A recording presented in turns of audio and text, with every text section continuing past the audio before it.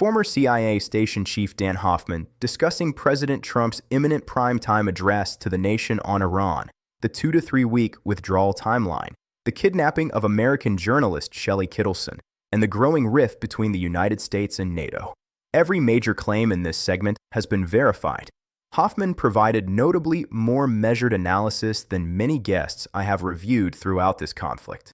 Let's examine what was said, what was confirmed, and what remains unanswered. President Trump addressing the nation tonight as the administration signals that an end to the war in Iran is just weeks away. This all comes just hours after the commander-in-chief gave an update on the results of Operation Epic Fury. We had regime change already. We've knocked out one regime, then we knocked out the second regime. Now, regime change was not one of the things I had as a goal. I had one goal. They will have no nuclear weapon. And that goal has been attained. They will not have nuclear weapons.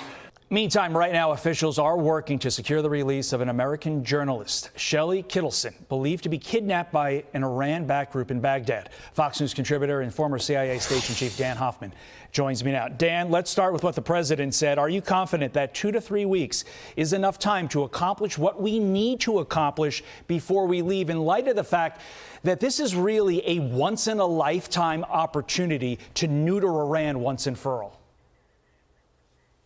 Yeah, I think that remains to be seen. Look, our goals have been pretty clear.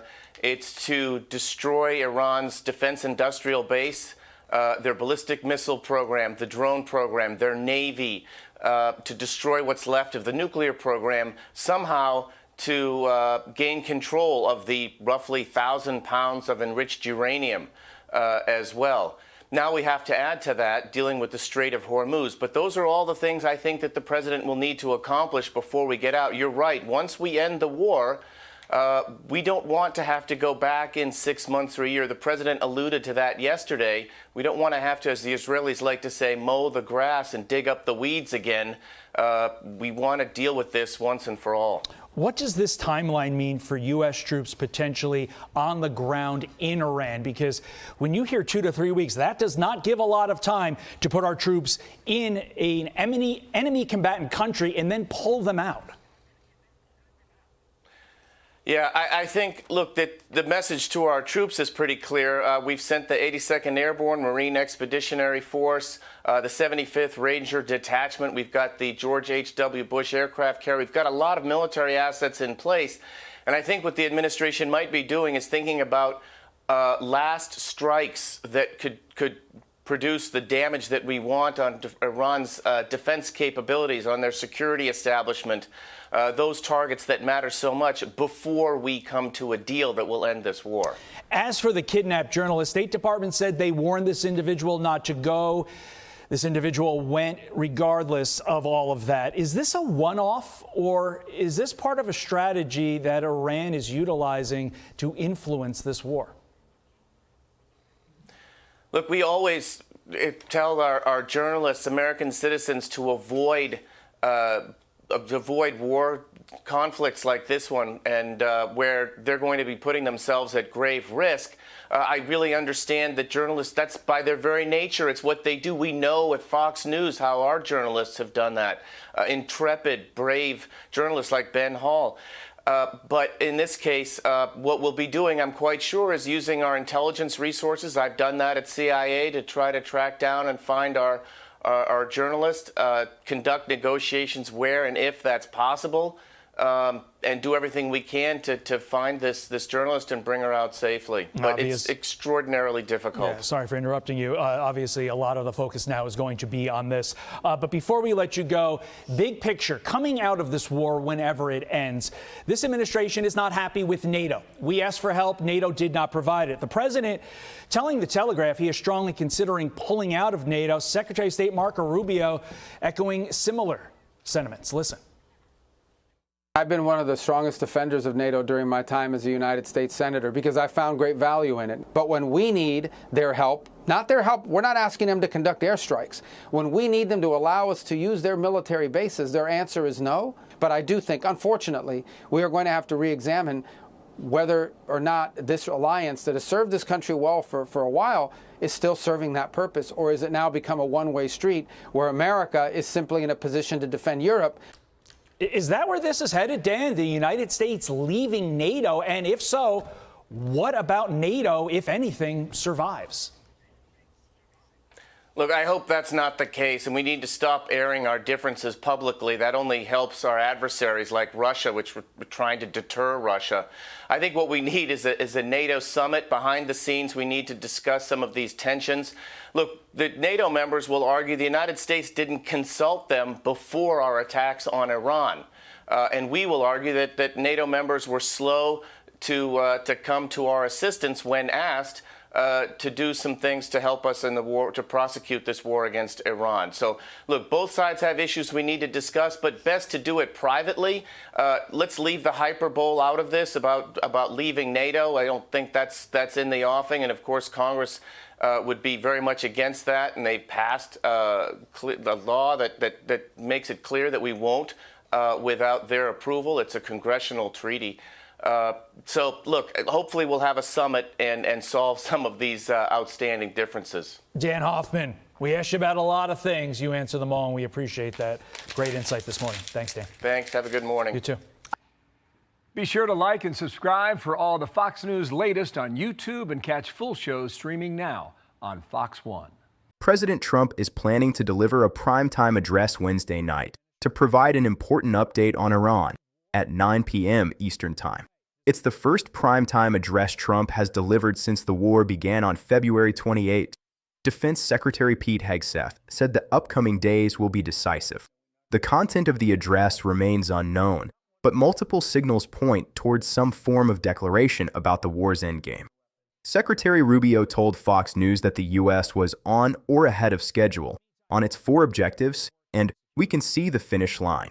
It's not today, it's not tomorrow, but it's coming. However, a senior Iranian official downplayed the significance of Trump's upcoming announcement, telling CNN that the U.S. president's remarks are not a reliable guide to what is happening. Iran's foreign ministry spokesperson denied Trump's claim that Iran asked for a ceasefire. It is true that 2 senior layers of Iranian leadership have been eliminated. Supreme Leader Khamenei was killed in a targeted strike early in the conflict. Multiple senior IRGC commanders and officials have also been killed. Parliament Speaker Galibaf is now widely described as the de facto leader. However, Trump's assertion that Iran will not have nuclear weapons as an accomplished fact is disputed by his own administration's actions. Iran possesses roughly 450 kilograms of uranium enriched to 60%, sufficient for approximately 11 nuclear weapons if further refined. U.S. and Israeli officials are actively searching for the material and have contingency plans that include deploying special forces if its location is confirmed. Fortunately, the Trump administration is still strategizing whether to launch a high-risk mission to seize that uranium, and no decision has been made. If the uranium hasn't been secured and its location remains uncertain, the claim that Iran will not have nuclear weapons is an aspiration, not an accomplished fact. An American journalist was kidnapped in Iraq by suspected Iranian-backed militants. The journalist was identified as freelancer Shelly Kittleson, who works for Al Monitor. The State Department said it had previously fulfilled our duty to warn this individual of threats against them, and is coordinating with the FBI to ensure their release as quickly as possible. Iraqi authorities apprehended one suspect associated with Iran-backed militia Kataib Hezbollah. Hoffman's analysis was appropriately sober here, acknowledging the danger while noting the CIA and intelligence community would work to locate and recover the journalist. This is a developing story with serious implications for press freedom in war zones. The segment accurately quoted Rubio saying the U.S. would have to re-examine the NATO alliance. Trump told Reuters he is absolutely considering trying to withdraw from NATO, saying they haven't been friends when we needed them, and that it's a one-way street. Trump said he will voice his disappointment with NATO in his address to the nation tonight. Hoffman, to his credit, pushed back harder than most Fox News guests on this topic. He explicitly said, "I hope that is not the case," regarding a NATO withdrawal, and called for differences to be resolved privately at a summit rather than through public hyperbole. He also correctly noted that NATO members would argue they were never consulted before the attack on Iran, and that Congress passed a law requiring congressional approval for any withdrawal from the NATO treaty. This was one of the most balanced assessments of the NATO situation I have heard on this network throughout the conflict. Hoffman laid out the unresolved objectives clearly: securing the enriched uranium, opening the Strait of Hormuz, and ensuring the U.S. doesn't have to go back in 6 months or a year. This assessment aligns with independent reporting. The strait remains effectively closed. The IRGC said it was fully under their control. Iran this week approved a bill to charge vessels for crossing the waterway. The uranium's location remains uncertain, and more than 4,800 people have been killed in the conflict according to figures reviewed by MS Now, most of them in Iran, with more than 3,400 deaths according to the human rights activists news agency. The war continues to expand even as the president talks about leaving. Today alone, Iranian drones hit fuel depots at Kuwait's international airport, causing a huge fire. A missile launched by Iran hit an oil tanker leased to Qatar Energies in Qatari territorial waters. The Qatari Defense Ministry said 3 cruise missiles had been launched from Iran, 2 intercepted, 1 hitting the vessel. Cluster munitions wounded at least 16 people in central Israel, including multiple children, on the eve of Passover. Houthi rebels in Yemen launched ballistic missiles at southern Israel. The average price of a gallon of U.S. gas jumped nearly 5 cents to $4.06. The largest one-day move in gas prices in more than 2 weeks. An Iranian photojournalist speaking to CNN from inside Iran described the country as a dead city, saying, "We do not know if we have water or electricity." An estimated 20,000 seafarers remain stranded near the Strait of Hormuz in an active war zone, with the UN trying to extricate them.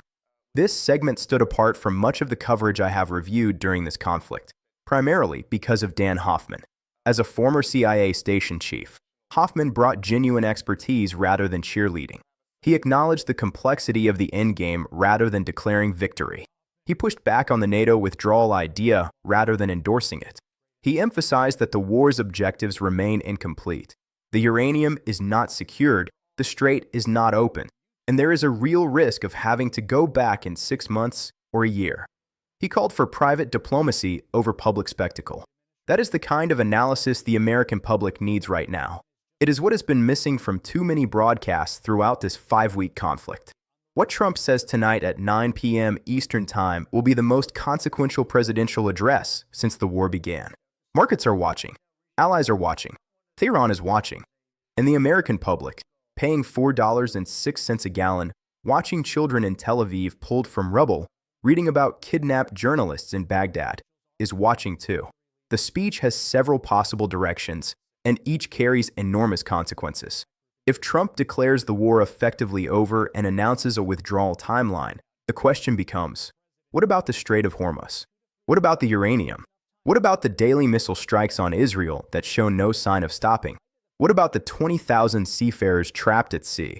What about the Gulf states that hosted American forces and are now being bombed by Iran? If Trump escalates, announcing ground operations, strikes on energy infrastructure, or operations against Karg Island, the question becomes, how does this square with 2 to 3 weeks? How do you escalate and withdraw simultaneously?